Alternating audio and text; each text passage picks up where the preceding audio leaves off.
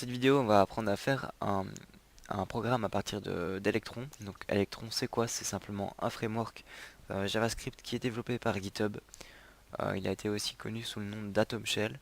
Simplement, c'est lui qui a permis de créer Atom et Visual Studio Code et bien d'autres applications, mais ce sont les plus connues actuellement. Alors, tout simplement, pour commencer, il va falloir télécharger Node.js. Donc, vous allez sur nodejs.org et vous téléchargez la version LTS. Donc c'est une version stable, hein. LTS, Current c'est un peu moins stable, mais bon, c'est toujours aussi stable. Bref, vous téléchargez Node.js. Donc voilà. Moi je l'ai déjà téléchargé, donc je vais pas le faire, mais voilà. Je vais simplement créer un dossier sur mon bureau, que je vais appeler app-electron par exemple. Donc, vous l'appelez comme vous voulez, vous le créez où vous voulez, on s'en fout. Ici on va ouvrir un terminal, un invité de commande. Alors dans cet invité de commande, on va simplement taper la commande npm init. Donc ça va permettre de créer un projet en fait pour notre application. Donc ici je vais laisser ça comme ça, donc j'appuie sur Enter. Version 1.0.0 ça me va. Description, j'en veux pas. Point d'entrée ici, soit vous choisissez index.js, soit vous faites comme moi et vous mettez main.js. En soi c'est la même chose. La commande test, donc la commande de test electron. Voilà. Donc vous appuyez sur Enter, le dépôt Git on s'en fout, les keywords on s'en fout, l'auteur vous mettez votre nom, licence MIT, et ici je fais yes. Ok. Donc là ici simplement ça a créé un fichier sur mon bureau. Ce que je vais faire c'est que je vais installer Electron directement. Donc, je vais faire npm install Electron. J'arrive plus à écrire. Voilà. Et ici je vais faire -save pour le sauvegarder.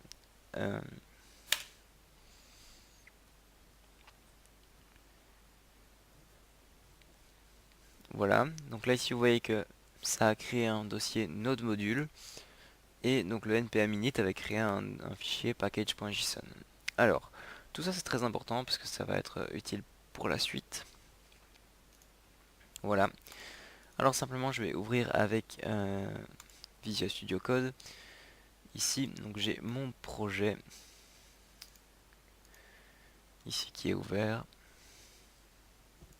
Ici je vais changer le nombre d'espaces, mettre en retrait avec des espaces. Ici je vais choisir 4. Et ici je vais mettre en forme le document, donc ce sera un peu mieux. Voilà. C'est déjà plus aéré, je préfère ça comme ça. Alors, on va commencer hein, simplement. Ici, si vous essayez de lancer l'application, simplement la commande c'est npm test. Et ben là, ça fonctionne pas parce que voilà, et ça fonctionne pas du tout. On n'a pas encore fait tout ce qu'il fallait faire. Donc npm test, je vous avais dit de mettre electron. Simplement c'est la commande. Hein. Si vous faites electron. Ça revient au même que npm test. Donc c'est juste un lien vers electron et puis point. Voilà, en soi c'est quasi la même chose à écrire. Bon, voilà. Donc ça c'est bien. Node module. Donc ce qu'on va faire c'est qu'on va simplement créer le fichier main.js, donc celui qu'on avait défini ici. Et bien je vais le créer. Voilà, main.js. Dans ce fichier main.js, simplement, je vais créer plusieurs constantes. Simplement, je vais dire app et global shortcut est égal à require de electron. Je vais dire que constante electron est égal à require electron. Voilà, donc constante browser window, donc je vais l'abréger bw est égal à electron.browser window. Voilà. Et il faut pas de parenthèse. Donc voilà, vous faites ça comme ça. Const pass hop est égal à require pass. Voilà. Const URL est égal à require URL. Donc ça fait plein de trucs à mettre, mais c'est vraiment tout ce qu'il faut pour que l'application fonctionne correctement. Simplement URL sera pratique pour convertir en gros le chemin relatif en URL. Pass ce sera utilisé pour pour la même chose aussi. Donc on va combiner ces deux là pour faire quelque chose d'intéressant. Browser Windows sera intéressant pour créer des fenêtres tout simplement. Hein, donc ça c'est une fenêtre, etc. Const app et global shortcut, ça c'est des trucs en fait on n'en a pas vraiment besoin, on peut juste utiliser app. Voilà. Global shortcut on n'en a pas encore vraiment besoin. Mais bon voilà. C'est parfait.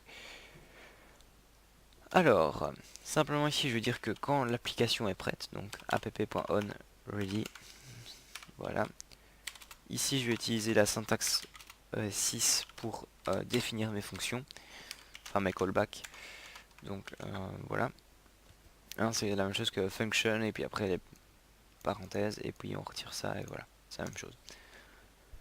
Alors là-dedans ici simplement vous allez créer une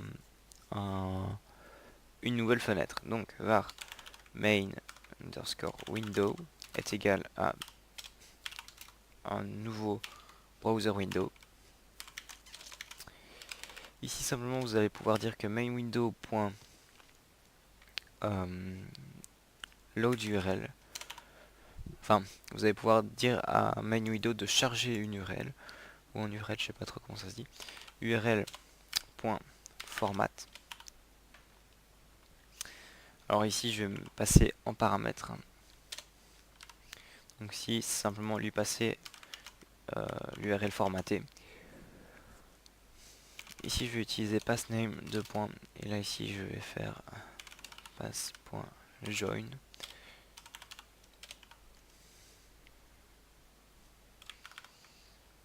Underscore dir name, ça réfère au répertoire ici.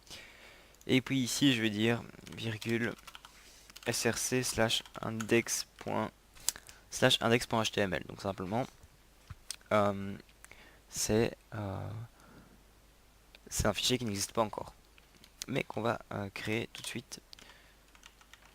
Donc là ici, je vais mettre la virgule là. À cet endroit-là, je vais dire simplement le protocole file 2. Et ici, je vais utiliser slash is true. Voilà, donc ici je vais créer mon fichier index.html que je vais créer dans un dossier. Donc c'est pour l'organisation, je vais appeler ça src et je vais créer index.html. Voilà. Alors ce index.html là, je vais juste mettre un truc normal, hein, je vais faire ça, un document normal, et je vais afficher dans un h1 hello world. Voilà. Donc là ici tout me semble correct. Après, bon, on va rajouter quelque chose. Bon, je vais faire du copier-coller. Hein. Donc, je fais ça depuis mon site. Hop. Voilà. Et donc, ce copier-coller là est relativement important. C'est pour certaines plateformes, par exemple comme sur Mac, quand vous fermez le programme, il n'est pas réellement fermé. Donc ici, en mentionnant donc ceci, ça va vraiment tout fermer. Ici, ça c'est pour fermer l'application complète quand on ferme la fenêtre. Donc voilà. Donc ici je peux lancer mon application en faisant electron. Ou npm test si vous avez configuré npm test pour être égal à electron.